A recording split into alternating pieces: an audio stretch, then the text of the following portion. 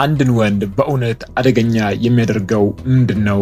ብዙዎች አደገኝነት ከጉልበት፣ ከሀብት ወይም ከቁጣ ጋር ያያይዙታል። ጮክ ብሎ ከሚናገር፣ ጡንቻውን ከሚያሳይ ወይም በገንዘቡ ከሚመካ ሰው ጋር።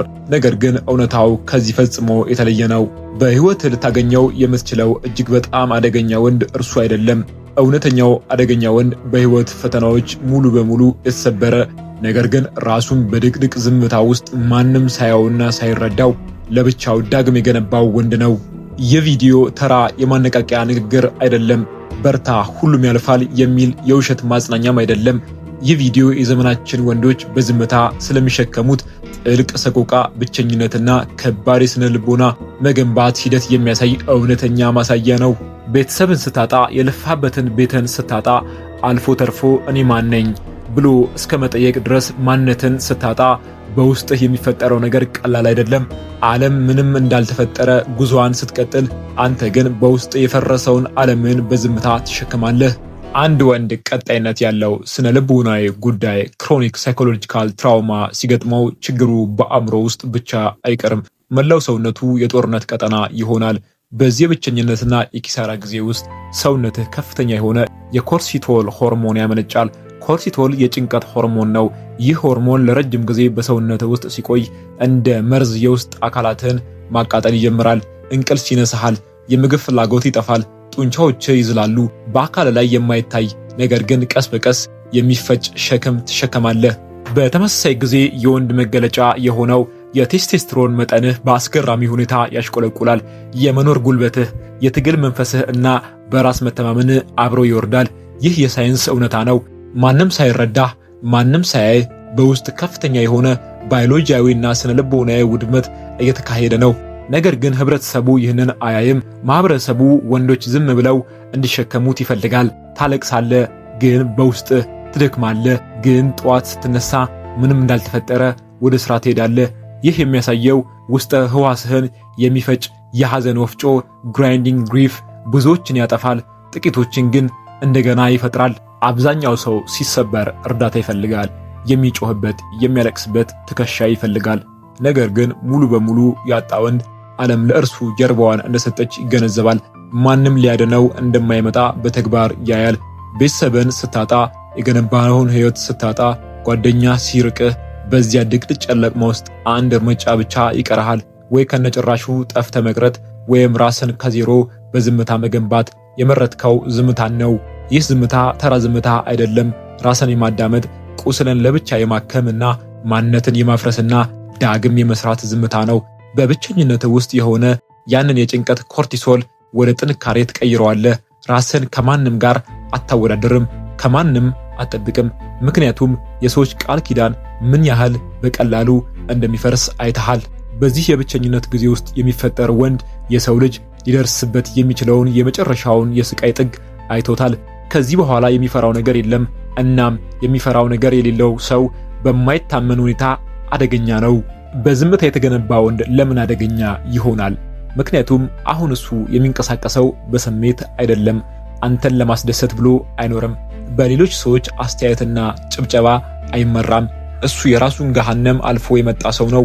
በእሳት ውስጥ ተፈትኖ ተቃጥሎ እና ከእሳቱ ውስጥ እንደ አዲስ ተፈጥሮ የመጣ ብረት ነው። አንዴ ሁሉንም ነገር አተ ብቻህን መቆም ከቻልህ የዓለም ጫጫታ ትርጉም አይሰጥህም።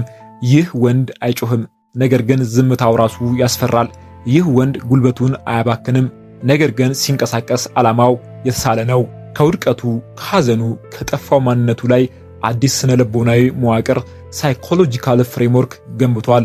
መውደቅን አትፈራውም፣ ምክንያቱም ከወደክ በኋላ እንዴት መነሳት እንዳለብህ ጠንቅቀህ ታውቃለህ። ይህ ነው እውነተኛው አደገኝነት። ራስን ሙሉ በሙሉ መቆጣጠር መቻል፣ የማይበገር አንብሬከብል አእምሮ መፍጠር። አሁን ይህንን ቪዲዮ የምትመለከት በጨለማ ውስጥ የቆምክ ማንም የማያውን ከባድ ጦርነት ብቻህን የምትዋጋ ወንድ፣ ይህ መልእክት ለአንተ ነው። ምናልባት አሁን ሁሉም ነገር ያጣህ ሊመስል ይችላል። ቤተሰብ ፈርሶ፣ ቤት ጠፍቶ፣ አንተነት ተሰብሮ፣ በውስጥ ያለው ባዮሎጂያዊና ስነ ልቦናዊ ውጊያ አቅምህን አሟጦት ሊሆን ይችላል። ዓለም ስትንቅህ አንተ በውስጥህ እያለቀስክ ሊሆን ይችላል። ነገር ግን አንድ እውነት ልንገርህ፣ እየወደቅክ አይደለም፣ እየተሸነፍክ አይደለም። አንተ እየተቀጠቀጥክ እየጠነከርክና እንደ አንዲስ እየተገነባ ነው። you are not falling, you are forging።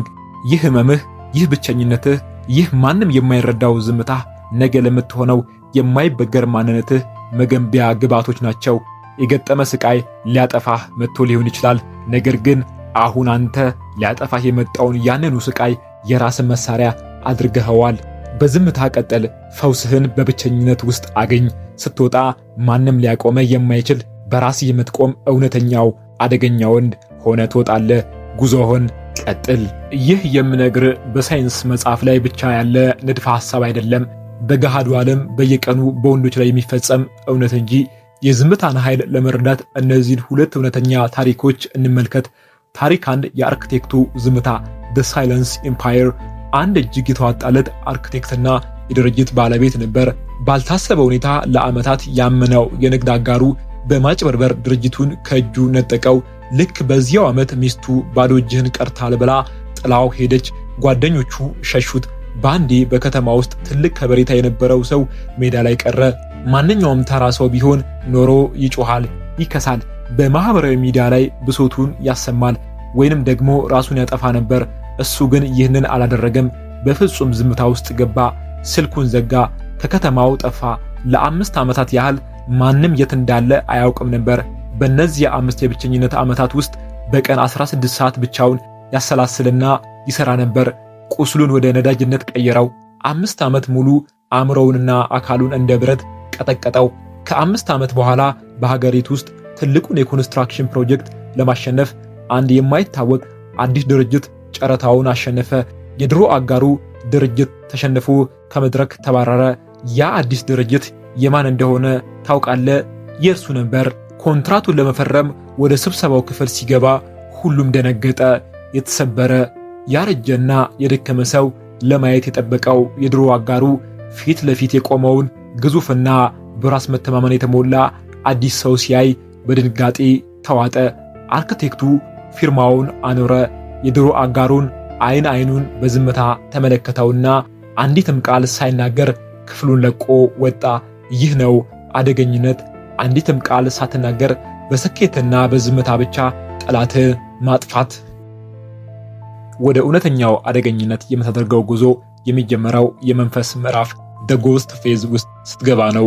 ይህ ምዕራፍ ከዓለም እይታ የምትሰወርበት ጊዜ ነው። ማህበራዊ ሚዲያ ላይ ራስን ማሳየት ታቆማለህ።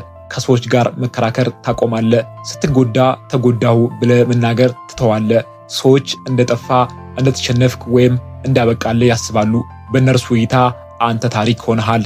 ነገር ግን እውነታው ሌላ ነው። አንተ እየሸሸህ አይደለም፣ ኃይልህን እየሰበርክ ነው።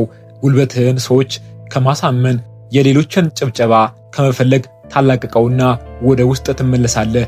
ይህ የዝምታ ጊዜ ሞንክ ሙድ፣ ራስን ከውጭው ዓለም ጫጫታ ነጥለ የራስን የህይወት ፍልስፍና የምትቀይርበት ጊዜ ነው። አንተን የገደለህ ዓለም ዳግም ስትወለድ ሊያይህ አይገባውም።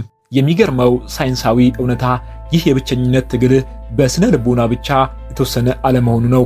አእምሮህ በአካል ፊዚካሊ እየተቀየረ ነው።